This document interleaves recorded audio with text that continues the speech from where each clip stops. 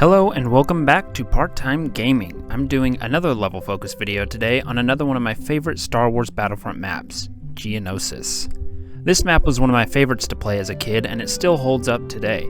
It's a massive map that I think best imitates the feeling of a large-scale Star Wars battle, more so than most of the other maps in Battlefront 1. It's also really difficult to win on this map, which is not something you can say for most of the Battlefront 1 maps. So today, I'm just going to discuss the different aspects of this map that make it one of my all-time favorites. Let's jump into the battle on Geonosis.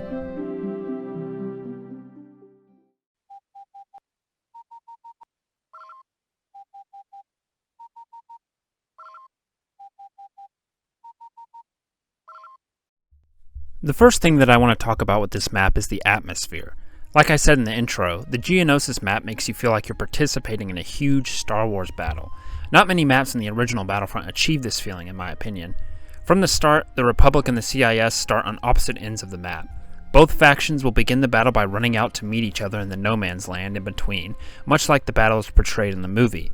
This is always really fun and leads to a wild fray that is fun to be part of. And if you choose not to be an infantry unit in this fight, you can jump into a gunship if you're on the Republic side, or a Geonosian starfighter if you're playing as the CIS, and wipe out your enemies from above as they battle it out below.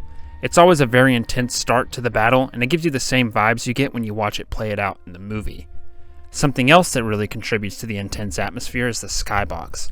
The skybox for this map is so full and alive. All around the outskirts of the map, there are battles taking place in the sky with Republic and CIS fighters, as well as capital ships that move menacingly over the battlefield. Those iconic spherical Trade Federation command ships can be seen looming over the battlefield in the background through the haze of rust-colored dust that blankets the entire map. Behind all of this, you can see Techno-Union ships fleeing the planet up into the atmosphere, and in the center of all of this beautiful and intense scenery, you have the Spire looming over the entire battlefield. For the Republic, it serves as a menacing tower from which the enemy spawns and which must be stormed and conquered.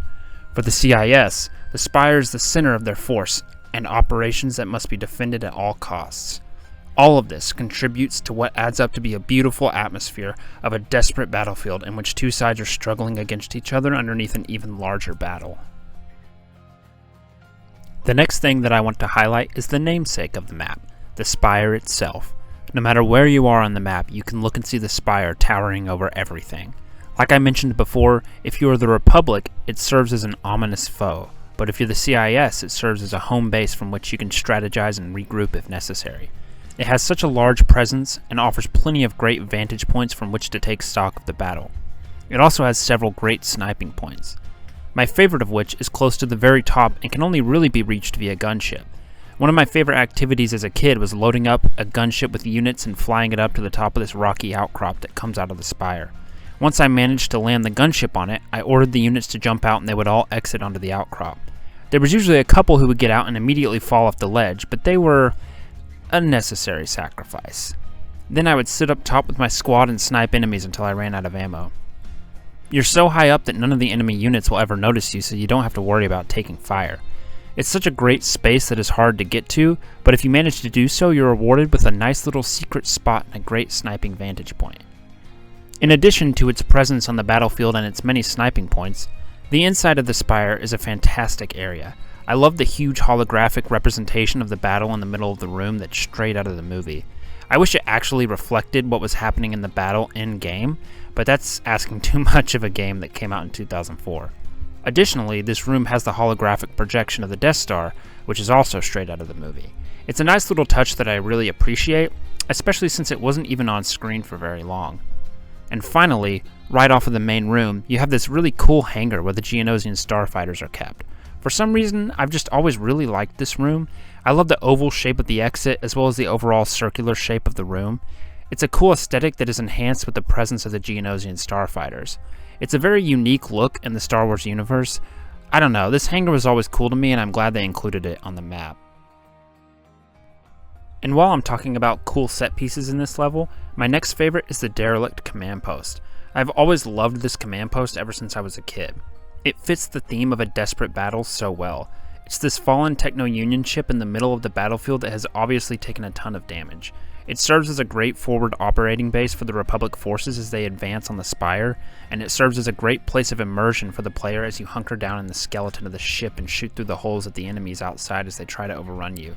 There's also this really cool effect where the sunlight will come through the outside of the derelict and create rays of light that really add to the overall atmosphere. It always felt like this cool little spot where you can take a breather before advancing upon enemy forces, or as an area where fun skirmishes break out when the enemy ambushes you while you're trying to get health or ammo from the droids within the command post. If the CIS is winning the match, the derelict is often the last line of defense for the clone army that, if broken, pretty much spells doom for the Republic. This sense of desperation that can spawn from trying to defend or overrun this command post is something that not many maps in this game achieve. It helps elevate Geonosis to the upper echelon of Battlefront maps, in my opinion, and it's a huge part of why I love this map so much. What I've realized from the hundreds of hours that I've spent playing Battlefront is that the maps that stand out to me the most are those that make me feel truly immersed in the conflict of Star Wars, and Geonosis is at the top of that list. When I play on this map, I get the same feeling that I got from watching the Battle of Geonosis play out in the movie as a kid. A sense of desperation and chaos. And for a game that came out in 2004, it's really impressive that it's able to give me the same level of immersion, if not more, than the movie gave me. It's one thing to see a battle taking place on the screen, it's another to feel like you're actually taking part in that same battle. Battlefront's Geonosis map succeeds at this, and that's why I will always come back to it again and again. This has been Part Time Gaming. Thank you, and God bless.